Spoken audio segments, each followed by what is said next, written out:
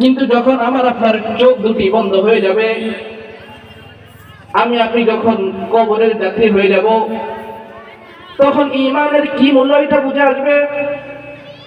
কারণ কোন ব্যক্তি যদি দুনিয়া থেকে ঈমানের একেবারে যাররা পরিমাণ নিয়েও যদি কবরে সে উপস্থিত হতে পারে, রব্বুল আলামিন বলেন সে তার গুনাহের কারণে শাস্তি ভোগ করে একদিন না একদিন আমার রহমতে সে আমার জান্নাতে প্রবেশ করবে।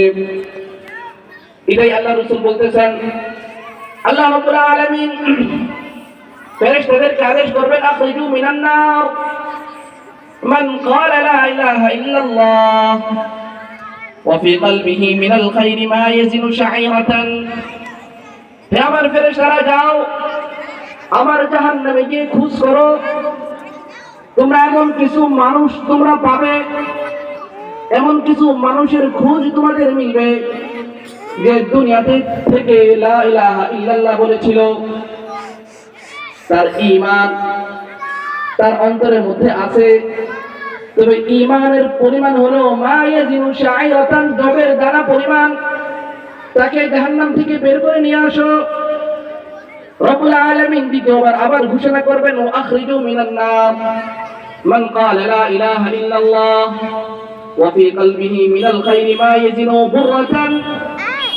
আবার যাও জাহান্নামে, জাহান্নামে গিয়ে এবার আরো কিছু মানুষ তোমরা পাবে যাদের ঈমানের পরিমাণ তার চেয়েও কম, তাদেরকেও জাহান্নাম থেকে বের করে নিয়ে আসো। আল্লাহ রাব্বুল আলামিন তৃতীয়বারের মতো আবার ঘোষণা দিবেন, আখরিজু মিনান নার মান ক্বালা লা ইলাহা ইল্লাল্লাহ ওয়া ফি কলবিহি মিনাল খায়রি মা ইয়াজিনু দুদাতান। যাও আবার জাহান্নামে যাও, এবার কেমন কিছু মানুষ তোমাদের খোঁজ মিলবে যাদের অন্তরের মধ্যে ছোট্ট পিপিলিকার মতো ঈমান আছে, তাদেরকেও জাহান্নাম থেকে বের করে নিয়ে আসো। রব্বুল আলামিন সর্বশেষ 4 নাম্বার বার বলবেন, ফেরেশতারা আবার যাও তোমরা, আখরিজু মিনান নার মান ক্বালা লা ইলাহা ইল্লাল্লাহ ওয়া ফি কলবিহি মিনাল খায়রি মা ইয়াজিনু যাররাতান। এবার জাহান্নামে গিয়ে এমন কিছু মানুষদেরকে তোমরা বের করে নিয়ে আসো যাদের ঈমান অন্তরে ছিল, তবে তাদের ঈমানের পরিমাণ হলো যাররা পরিমাণ। ঈমানের পরিমাণ হলো যাররা পরিমাণ। আল্লাহ রাব্বুল আলামিন এই সমস্ত মানুষদেরকে জাহান্নাম থেকে বের করে দিবেন, কারণ একটি তাদের অন্তরের মধ্যে ঈমান ছিল। ঈমানের বদৌলতে আল্লাহ রাব্বুল আলামিন তাদেরকে আযাব দেওয়ার পর জাহান্নাম থেকে বের করে দিবেন। আল্লাহ রাসূলের আরেকটা হাদিস শুনুন। আল্লাহ রাসূল বলতেছেন, কিয়ামতের ময়দানে আল্লাহ রাব্বুল আলামিন বলবেন, শাফাআতিল মালায়েকা ওয়া শাফাআন নাবিয়্যুন ওয়া শাফাআল মুমিনুন ওয়া লাম ইয়াবকা ইল্লা আরহামুর রাহিমিন। হে আমার বান্দারা, 3 শ্রেণীর লোক 3বার শাফাআত করা হয়েছে। শাফাআতিল মালায়েকাতু, ফেরেশতারা শাফাআত করেছে, তাদের শাফাআত গৃহীত হয়েছে। দ্বিতীয়বার সুপারিশ করেছে শাফাআন নাবিয়্যুন, নবীরা সুপারিশ করেছে, তাদের সুপারিশও গৃহীত হয়েছে।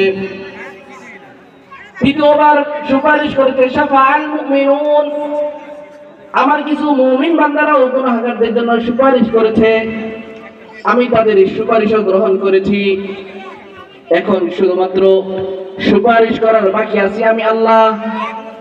আল্লাহ বলতেছেন, আমি জাহান্নামে আমার কুদরতি হাত দ্বারা এমন কিছু মানুষকে বের করে নিয়ে আসবো, লাম ইয়ামালু খায়রান কাত্তু, যারা দুনিয়াতে কোনোদিন ভালো কাজ করেনি, দুনিয়াতে কোনোদিন নামাজ রোজা করেনি, কিন্তু তাদের অন্তরের মধ্যে ঈমানের আলোটা নিভৃত ছিল।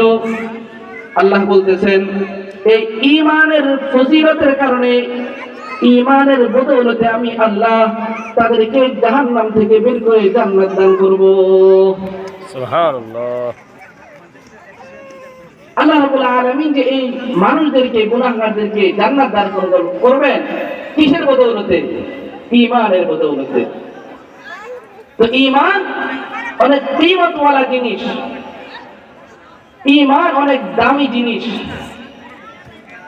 তো যেহেতু দামি জিনিস, আমরা শুরুতেই বলেছি যে দামি জিনিস মানুষ হেফাজত করে, দামি জিনিসের প্রতি মানুষ যত্নবান থাকে, দামি জিনিসের প্রতি মানুষ গুরুত্ব